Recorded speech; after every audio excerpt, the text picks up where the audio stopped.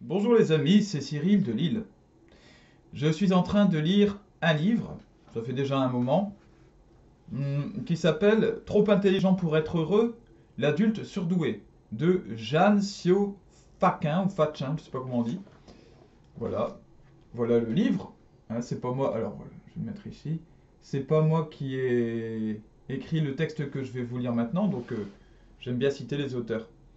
Et dans un chapitre qui s'appelle Et ceux qui vont bien, eh bien, il y a un petit article dedans qui parle du bonheur. Le bonheur, c'est un petit peu ce que tout le monde cherche. Et surtout dans notre société aujourd'hui, s'il y a autant de manifestations et de révoltes, c'est justement parce que, eh bien, nombre de gens considèrent que leur accès au bonheur est entravé par les méchants, le gouvernement, par je ne sais qui, je ne sais quelle règle, je ne sais quelle structure. Alors voilà, c'est écrit donc par une psychiatre, hein, qui dit: nous vivons dans une société du droit au bonheur, plus encore de devoir de bonheur. Le bonheur devient un dû, et si on ne l'obtient pas, c'est injuste, et probablement la faute de quelqu'un, de notre conjoint, de nos enfants, de notre patron, de notre entourage, de notre gouvernement. Et notre siècle nous conjure de revendiquer haut et fort ce droit et cette obligation. Soyez heureux. Alors on y croit, ou on fait semblant d'y croire à ce bonheur préfabriqué. La maison de nos rêves, le voyage merveilleux, les produits qui nous rendent si beaux et désirables, le magasin de toutes nos envies, la marque qui nous rendra irrésistibles, etc. Je pourrais continuer longtemps, mais là n'est pas mon propos. L'idée que j'aimerais partager avec vous est la suivante: nous avons tous en nous la capacité à ressentir ce qui nous procure du plaisir et ce qui nous rend bien avec nous-mêmes et avec les autres. Il faut arrêter d'attendre et de rechercher le bonheur avec un grand B. On court après lui souvent toute la vie. On pense que oui, on sera heureux quand les enfants auront réussi, quand nous aurons acheté cette maison, quand on aura eu cette promotion, quand on aura assez d'argent pour faire mille et une choses, quand on sera connu et reconnu, quand on sera à la retraite et qu'on aura enfin le temps. Alors on passe à côté de nos vies et là encore, on n'est pas dans le tempo. Par contre, ce qui est accessible, ce sont les petits B, les petits bonheurs, qui peuvent rendre notre vie scintillante, pétillante, attrayante, confortable. Alors, bien évidemment, je n'aurai pas l'irrévérence d'ignorer les vraies souffrances, les vraies détresses de vie sociale, culturelle, psychologique, événementielle. Je respecte profondément ceux qui souffrent, mais justement, je m'adresse aux autres, aux gens ordinaires qui ont accès à un bonheur ordinaire, et qui se plaignent de ne pas obtenir un bonheur extraordinaire. C'est seulement un leurre. Le bonheur est là, et c'est celui-là qui est extraordinaire. Intéressant, hein?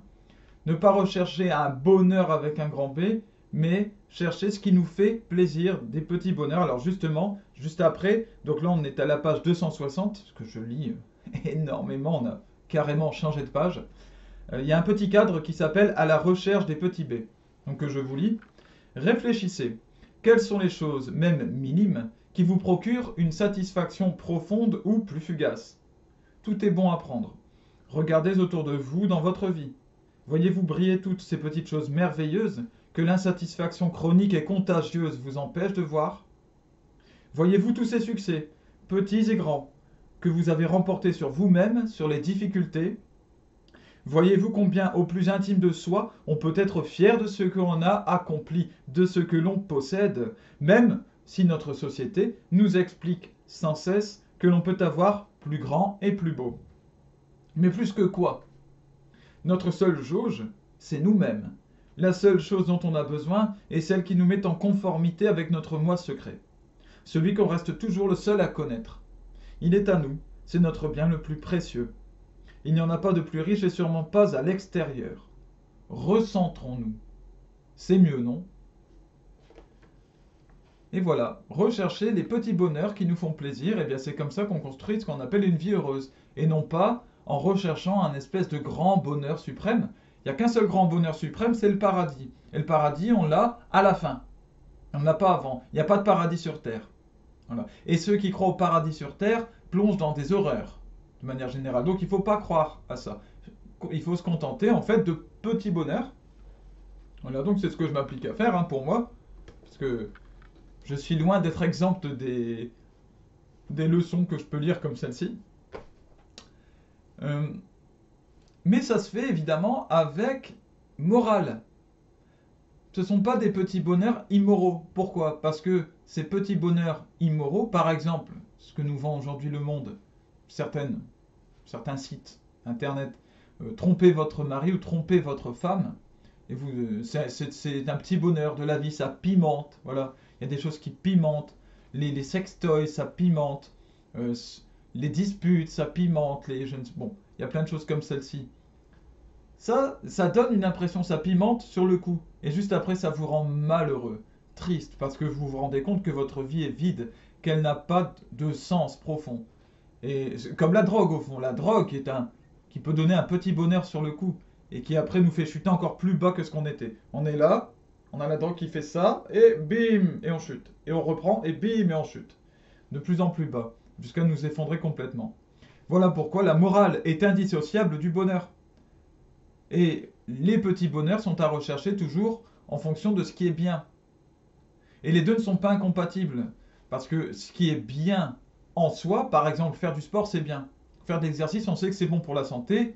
Je pense qu'on nous le dit assez souvent. Tout le monde le sait. Mais maintenant, comment est-ce qu'on fait de l'exercice? Quel exercice est-ce qu'on fait? Quel sport? Ben là, il y a plein de possibilités qui vont correspondre justement au fort intérieur de chacun, à votre personnalité. Et c'est comme ça pour tout. Chaque fois que vous savez que quelque chose est bon, c'est bon de réfléchir, se nourrir intellectuellement. C'est bon je sais pas, de pratiquer une activité artistique. C'est bon de travailler, etc. Mais à chaque fois, il faut trouver ce qui nous nourrit nous aussi, ce qui vient de l'intérieur de nous et qui va encore plus servir les autres, du coup. Voilà, parce que quand on est heureux, on se nourrit, quand on nourrit son jardin intérieur, eh bien, c'est visible, ça fait plaisir à tout le monde, on est plus agréable aussi avec les autres, plus gentil. C'est, c'est comme ça depuis toujours, je n'invente rien. Voilà, bah que le Seigneur vous bénisse, vous permette de trouver vos petits bonheurs à vous, de cultiver votre jardin intérieur, votre personne, votre personnalité telle que le Seigneur vous l'a donnée. Et puis à bientôt. Salut!